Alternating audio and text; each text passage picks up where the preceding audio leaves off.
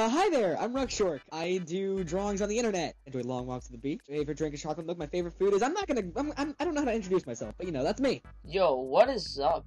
I am Raffy Valky. Also, what did you call me? Shork Ruck. My good friend, Shork Ruck. My daddy, Shork Ruck. My mommy, Shork Ruck. My granddaddy, Shork Ruck. My grandmommy, Shork Ruck. It's yet another tier list video on the internet. We are doing consoles, and we are talking from like all the Pong machines up to the PS5 and Xbox Series X and S.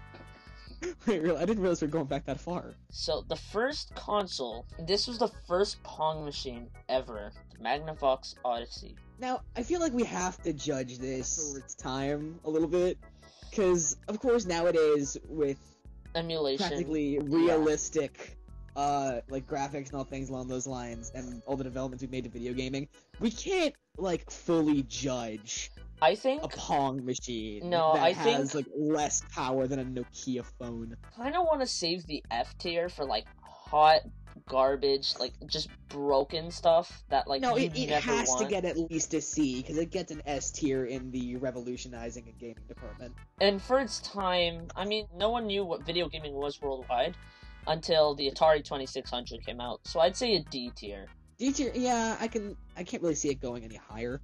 Yeah, so these are going to be the consoles that are in the question mark tier, because I'm just going to put everything I don't know into this.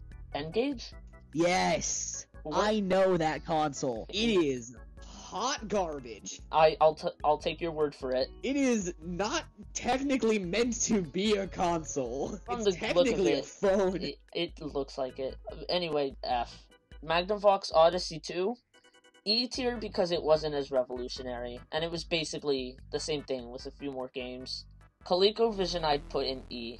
It's not Garbo, but it's not impressive. There's no reason to look back on it. So D tier for the Intellivision then.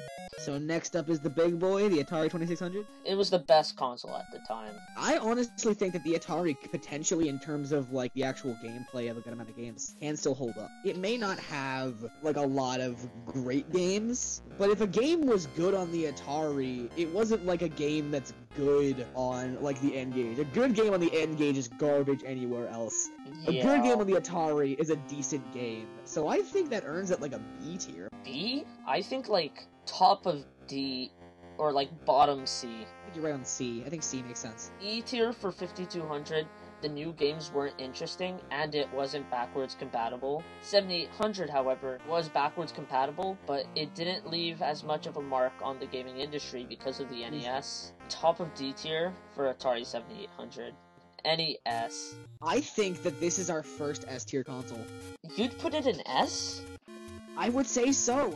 It's a nostalgic console for me. I gotta give respect to the NES for basically kickstarting my love for games. I also gotta give it credit for how good the controller was back then, the power, and how well it did arcade ports, just like a few other consoles on this list.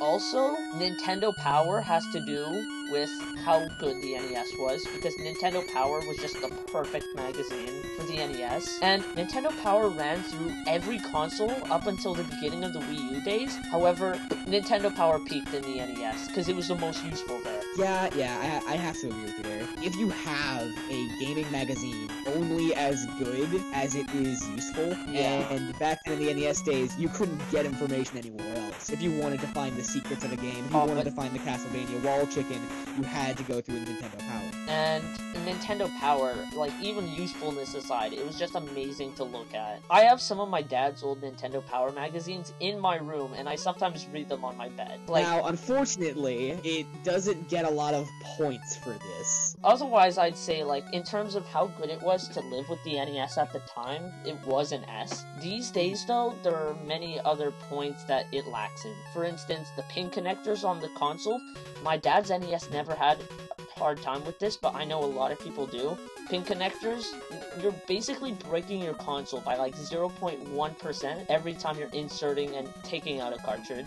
The controller hasn't aged well unless you're playing on the NES Advantage. The games could be kind of lackluster, because the NES, like, don't get me wrong, it had some amazing games that, like, still hold up today. Super Mario Bros. 3, Mega Man 2 and 3, Castlevania 3, DuckTales. I'd say it was the main reason for the Ghosts and Goblins series to be known. The franchises that are on there are super well represented, but I also think that's where, like, the most simple entries are, which kind of makes it not the best. No, this is an A tier. Yeah. I don't know, that's my take on it, but I think A tier is very respectable. I think A would be an yes. That's enough for now.